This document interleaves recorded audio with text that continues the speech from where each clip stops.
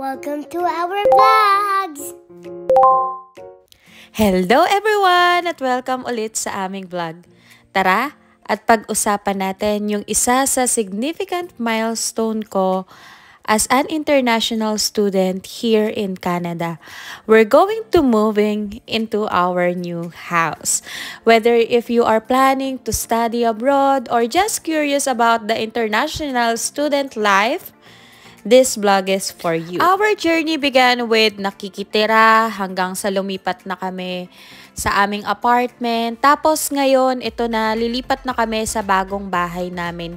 Hindi madali ang maging international student at hindi rin maganda ang naging buhay namin dito sa Canada kasi kailangan talaga namin mag-sacrifice mag-asawa. Ako, kailangan ko magtrabaho. Yung asawa ko, kailangan din niya magtrabaho ng 16 hours. Tapos ako, ganun din. So, marami kaming sinacrifice and at the same time, talagang nag-ipon kami para makalipat kami sa bagong bahay namin. Packing was a bittersweet experience. Saying goodbye to our apartment, talagang nakakalungkot siya kasi doon nag-start lahat. At ito nga yung mga dinala ko. Nagdala ako ng bigas, bulak, pera, rosary, tubig, asin, at marami pang iba. Kasi naging kasabihan na siya and at the same time, naging tradition na siya sa pamilya namin. Kaya nung nag-asawa kami ni Edward, ganyan din yung ginawa namin. Nung nakabili din kami ng bahay sa Pinas, ganyan din yung ginawa namin. At syempre dito sa Canada, ganyan din yung gagawin namin. Kumbaga naging tradition na. And then here we are. Papunta na kami sa aming bagong bahay at si Hugo sobrang excited na nga niya talaga. Kasi grabe din talaga yung sacrifice ni Hugo sa naging buhay namin dito sa Canada. Kaya aalis na kami ng Red Deer. May bagong opportunity kasing nag-aantay sa akin dito sa lugar na to. Dito na siguro kami talaga at dito namin nahanap yung matatawag naming home. Talagang peaceful, nakikita namin na naglalaro yung mga bata sa labas, nakikita namin yung mga bata na sa labas nagbabike. So, dito namin nakita yung dream namin para kay Hugo. So, this is the living room, spacious and very cozy, perfect for movie nights. And at the same time, dito sa living room, nandito din yung aming isang powdered room na toilet lang siya. Then, ang katapat nito, ito yung aming basement. Yung basement namin, sobrang laki niya. Kasi kung gaano kalaki yung bahay namin, ganun din kalaki yung basement namin. Tapos, yung basement namin, ganito lang siya. Hindi siya kagaya ng ibang bahay na may kwarto. Pwede namin gawing storage to. Pwede namin gawing man cave. Pwede dito maglaro si Hugo pag winter. At ito yun naman yung kitchen area namin.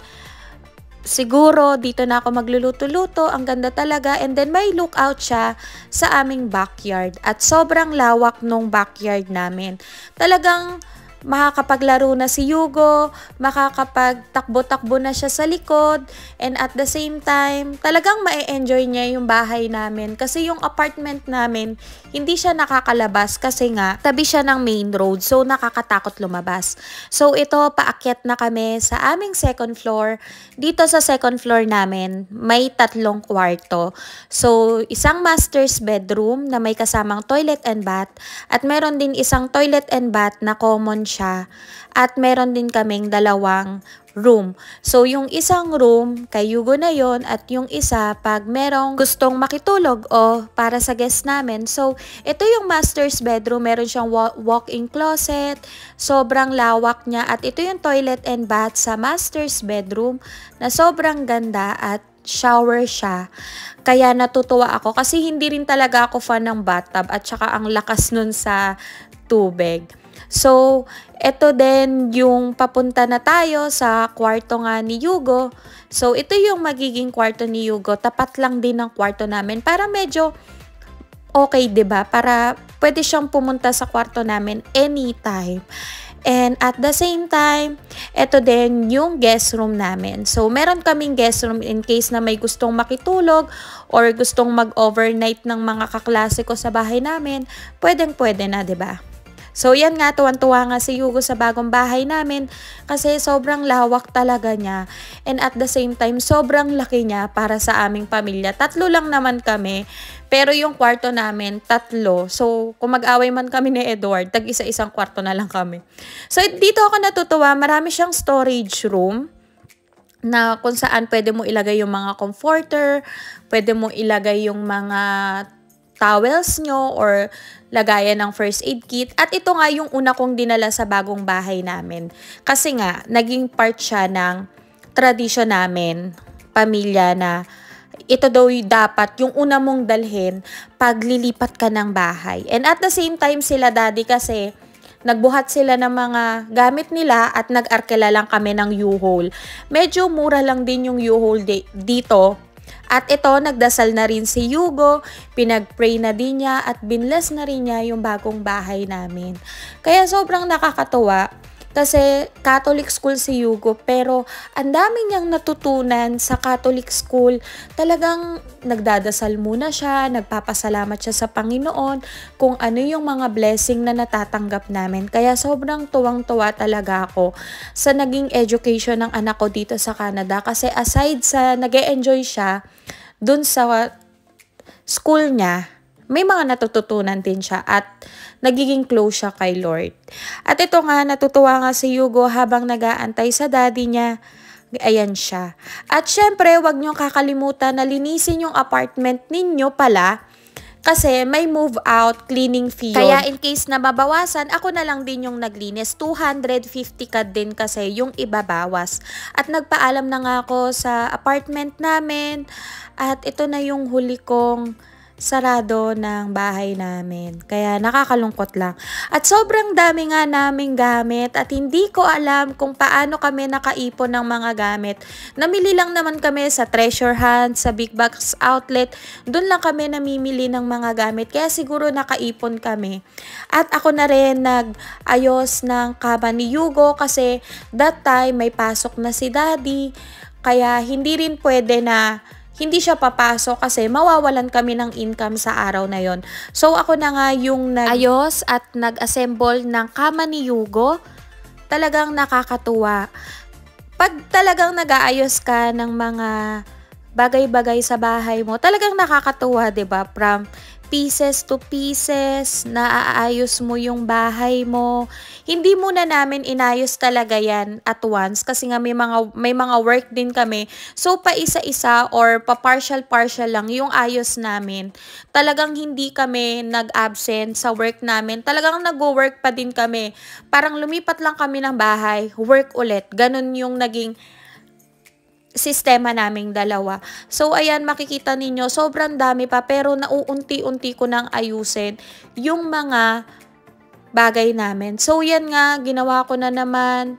Talagang araw-araw, paunti-unti, talagang inabot ako ng 3 days bago maayos lahat. At ako na nga rin yung nagbuhat ng kama ni Yugo. Talagang nilabas ko na yung pagiging darna ko dyan. Charot lang. Talagang ako na nag-ayos lahat. Hindi na ako nag-ask ng help. Syempre, naiisip ko din, busy din yung mga friends ko. May mga work din sila. And at the same time, mas matatagalan kung aantayin ko pa si Edward. So, inabot na nga ako ng gabi dyan. At yan na nga yung kwarto ni Yugo. Syempre, nilagay ko din yung mga laruan niya.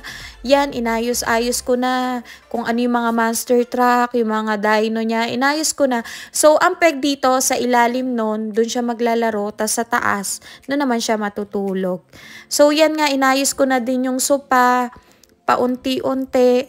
Talagang si Yugo, sobrang saya niya. Kasi sa wakas, may sarili na siyang kwarto, malawak yung aming living room, malawak yung kitchen namin. Compared dun sa apartment namin, talagang tuwang-tuwa siya. Kaya tinulungan na rin ako ni Yugo mag-ayos ng mga laruan niya. Siya na rin yung nag-ayos ng mga laruan niya. Siya na yung nag-sort ng mga laruan niya. Kaya medyo hindi na rin ako nahirapan.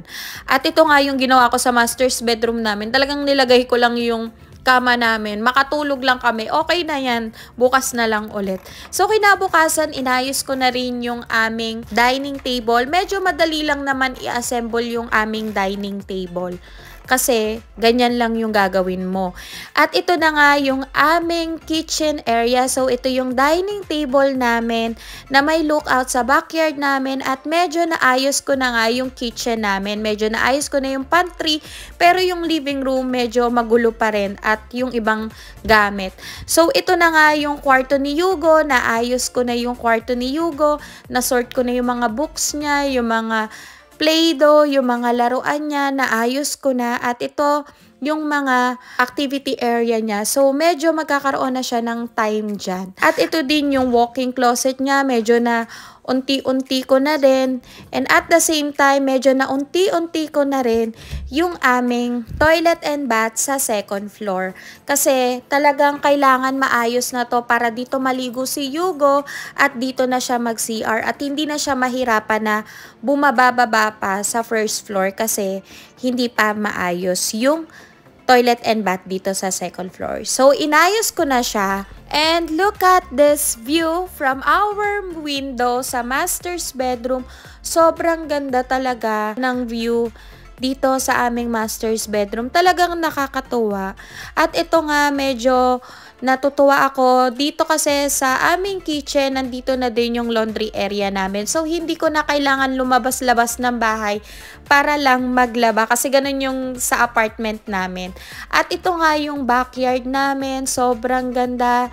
Kung makikita ninyo, talagang nag-e-enjoy si Yugo, nagtatatakbo-takbo na siya ang aga-aga pa. At ang sobrang welcoming din ng mga neighborhood namin dito. Talagang winelcome nila kami na welcome to neighborhood, where are you from?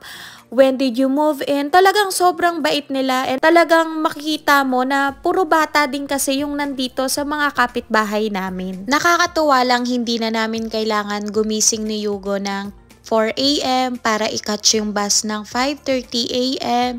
Hindi na namin kailangan maglakad ng napakalayo para lang makatch yung bus. Kaya kung international student ka na kagaya ko, mahirap talaga sa umpisa. Pero gawin mo lahat para mag-grow ka, para makaalis ka sa sitwasyon mo na yan. Talagang ibibigay ni God at ibe-bless ka ni God kung ano talaga yung paghihirap mo at alam ng Panginoon yung mga paghihirap at sakripisyo na ginagawa mo. Kaya laban lang, huwag kayong susuko sa buhay and I hope you enjoy this little peek into my new life. If you're an international student, planning to be one, or just enjoy the tour of our new house, don't forget to like and share and subscribe for more information about my journey here in Canada. Maraming salamat sa panonood ng aking vlog at dito na nga tayo magkita sa Canada. Maraming salamat po at paalam!